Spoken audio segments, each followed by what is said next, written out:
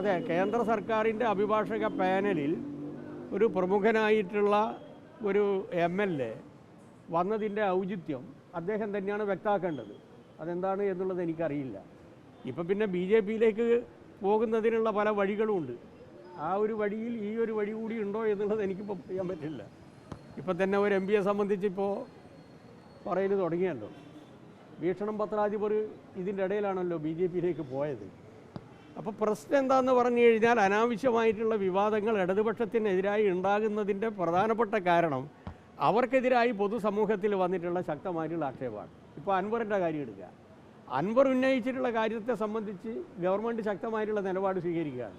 പക്ഷേ അൻവർ കുറച്ച് ദിവസങ്ങൾക്ക് മുമ്പ് പറഞ്ഞൊരു കാര്യമുണ്ട്. കഴിഞ്ഞ തെരഞ്ഞെടുപ്പിൻ്റെ ഘട്ടത്തിൽ 150 കോടി രൂപ മത്സ്യവണ്ടിയിൽ, ഏത് വണ്ടിയിൽ? മത്സ്യവണ്ടിയിൽ ആര് കൊണ്ടുവന്നു എന്നാണ് പറഞ്ഞേ? നിങ്ങളുടെ വായി തന്നെ വരട്ടെ, പ്രതിപക്ഷ നേതാവ്. അപ്പോൾ സാധാരണ നിലയിൽ ഒരു അദ്ദേഹം കൊണ്ടുവന്നു എന്ന് ഞാൻ വിശ്വസിക്കുന്നില്ല കേട്ടോ. കാരണം അത്രയും കാശൊന്നും കൊണ്ടുവരാനുള്ള ശക്തിയൊന്നും അദ്ദേഹത്തിനില്ല. പക്ഷേ ഇങ്ങനെ ഒരു ആക്ഷേപം വന്നു കഴിഞ്ഞാൽ മേലിൽ ഈ രൂപത്തിലുള്ള ഒരു ആക്ഷേപം ഉന്നയിക്കാതിരിക്കുന്നതിന് വേണ്ടി ചെയ്യേണ്ട മാർഗ്ഗം എന്താ മാർഗം? ഒരു സാധാരണ നിലയിൽ ഒരു വക്കീൽ നോട്ടീസെങ്കിലും അയക്കണ്ടേ?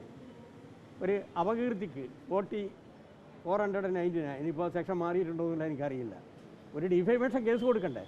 ഇന്നേ വരെ കൊടുത്തിട്ടില്ലല്ലോ. അതിന് മറുപടി ആദ്യം പറയണം. ഇതിൻ്റെ തുടർച്ച എന്നുള്ള നിലയിൽ ഇപ്പോൾ കോൺഗ്രസിൽ നിന്ന് രാജിവെച്ച് പോയ, അല്ല കോൺഗ്രസിൽ നിന്ന് പുറത്താക്കിയ ഒരു ICC മെമ്പർ ഉണ്ടല്ലോ, ഏതാ? Simi Rosebell John.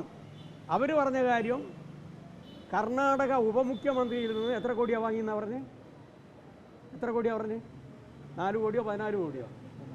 ഒരിക്കലും 4 കോടി ഇല്ലേ? ആരാ ചൈകളോട് പറയുന്നത് നിങ്ങൾ വായിച്ചിട്ടുണ്ടോ നോക്കാൻ വേണ്ടിയിട്ടാണ്.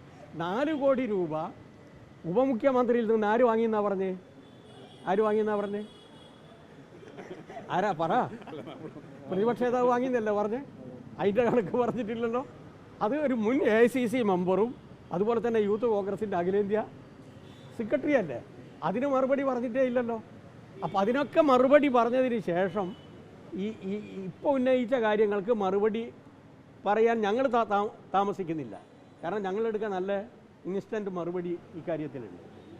ഇപ്പം വളരെ കാലികമായി വിവാദമായിട്ടുള്ള കാര്യത്തിൽ ബഹുമാനപ്പെട്ട ഞങ്ങളുടെ പാർട്ടിയുടെ സംസ്ഥാന സെക്രട്ടറി കൃത്യമായിട്ട് പറഞ്ഞു ഞങ്ങളും BJP-യും RSSും തമ്മിൽ ഒരു ആക്സസും ഇല്ല. അങ്ങനെ ഒരു ആക്സസ് ഉണ്ടാക്കുന്നതിന് വേണ്ടി ADGP-യെ കേരളത്തിലെ മുഖ്യമന്ത്രിക്ക് പറഞ്ഞയക്കേണ്ട ആവശ്യമില്ല. കാരണം RSSനും സംഘപരിവാറിനും എതിരായി ജീവൻ പണയം വെച്ചും ചെറുപ്പകാലം മുതൽ തന്നെ ശക്തമായിട്ടുള്ള നിലപാടെടുത്തതാണ് കേരളത്തിൻ്റെ മുഖ്യമന്ത്രി. പിന്നെ ഈ ചെറ്റത്തരത്തിനൊന്നും പോകേണ്ട ആവശ്യം ഞങ്ങൾക്കില്ല. പോയ ആൾക്കാരുണ്ട്, മുന്നണി ഉണ്ടാക്കിയിട്ടുള്ള ആൾക്കാരുണ്ട്. RSSൻ്റെ അറിയപ്പെടുന്ന ആൾക്കാരെയും BJP-ൻ്റെ അറിയപ്പെടുന്ന ആൾക്കാരെയും ലോകസഭയിലേക്കും നിയമസഭയിലേക്കും എത്തിക്കുന്നതിന് വേണ്ടി ശ്രമിച്ച ആൾക്കാരുണ്ട്. ആ പാരമ്പര്യം ഞങ്ങൾക്കില്ല. അതുകൊണ്ട് ബഹുമാനപ്പെട്ട മുഖ്യമന്ത്രിക്ക് ഈ രൂപത്തിൽ ഒരാളെ RSS BJP തമ്മിലുള്ള നല്ല ബന്ധം CPM-ന് സ്ഥാപിക്കാൻ വേണ്ടി ഒരാളെ, ഒരിടനിലക്കാരനെ വെക്കേണ്ട ആവശ്യമില്ല എന്ന് കൃത്യമായി പറഞ്ഞു. ആര് പറഞ്ഞു? ഞങ്ങളുടെ സംസ്ഥാന സെക്രട്ടറി. അത് മുഖവിലക്കെടുക്കുക. പിന്നെ ചരിത്രം തെളിയിക്കും BJP-യുമായിട്ട് ആർക്കാണ് ബന്ധമുള്ളത് എന്നുള്ളത്. രണ്ടാമതൊരു കാര്യം പറഞ്ഞു, ഇതുമായി ബന്ധപ്പെട്ടുകൊണ്ട് ഉയർന്നു വന്ന എല്ലാ കാര്യങ്ങളെയും സംബന്ധിച്ചും DGP ലെവലിൽ അന്വേഷിക്കുകയാണ്. DGP ലെവലിൽ അന്വേഷിക്കുന്ന ഒരു കാര്യത്തിൽ അതിൻ്റെ ഉള്ളിലേക്ക് കടന്ന് മെറിറ്റിലേക്ക് കടന്ന് ഞങ്ങൾക്ക് സംസാരിക്കാൻ പറ്റില്ല, ബഹുമാനപ്പെട്ട മുഖ്യമന്ത്രിക്ക് സംസാരിക്കാൻ പറ്റില്ല. അതുകൊണ്ടാണ് ബഹുമാനപ്പെട്ട മന്ത്രി ഇക്കാര്യത്തിൽ മൗനം പാലിക്കുന്നത്. ഇങ്ങനെയുള്ള ഒരു പ്രശ്നം വന്ന സമയത്തിൽ ഒരു പരാമർശം അദ്ദേഹം നടത്തിയതിൻ്റെ ഭാഗമായി നിയമസഭയിൽ തന്നെ കേരളത്തിൻ്റെ പ്രതിപക്ഷ നേതാവ് പറഞ്ഞ കാര്യം ഇതാ പോലീസ് അന്വേഷിക്കുകയാണല്ലോ, പിന്നെ ഇതിനാ ബഹുമാനപ്പെട്ട മുഖ്യമന്ത്രി ഇതുമായി ബന്ധപ്പെട്ടുകൊണ്ട് പരാമർശം നടത്തുന്നത്. അപ്പോൾ അത് അന്വേഷിക്കുന്ന ഉദ്യോഗസ്ഥന്മാരെ ലീഡ് ചെയ്യലാണ്. ആ ട്രാപ്പിലേക്ക് വീണ്ടും കേരളത്തിൻ്റെ മുഖ്യമന്ത്രിയെ കൊണ്ടുപോകാനാണ് ഈ പറയുന്നത്. എന്താ പ്രതികരിക്കാത്തതെന്ന് പ്രതികരിക്കാൻ ബഹുമാനപ്പെട്ട മുഖ്യമന്ത്രിക്ക് കഴിയില്ല. ഈ റിപ്പോർട്ട് വന്നതിന് ശേഷം എങ്ങനെ പ്രതികരിക്കുമെന്നതിനെ സംബന്ധിച്ച് അദ്ദേഹം തീരുമാനിക്കും. അപ്പോൾ അതുകൊണ്ട് എന്തുകൊണ്ടാണ് ബഹുമാനപ്പെട്ട മുഖ്യമന്ത്രി പ്രതികരിക്കാത്തത് എന്നുള്ളതിൻ്റെ ലളിതമായിട്ടുള്ള ഉത്തരമാണ് ഞാൻ പറഞ്ഞത്. ബഹുമാനപ്പെട്ട മുഖ്യമന്ത്രിയുടെ തന്നെ അറിവോടും അതുപോലെ തന്നെ സമ്മതത്തോടും കൂടി വെച്ച ഒരു ഉയർന്ന ഉദ്യോഗസ്ഥൻ, കേരളത്തിലെ പോലീസിൻ്റെ തലപ്പത്തുള്ള DGP അന്വേഷിക്കുന്ന ഒരു വിഷയത്തിൻ്റെ ഉള്ളിലേക്ക് കടന്ന് ബഹുമാനപ്പെട്ട മുഖ്യമന്ത്രിക്ക് യാതൊന്നും പരാമർശിക്കാൻ സാധിക്കില്ല. അതുകൊണ്ടാണ് അദ്ദേഹം പറയാതിരുന്നത്.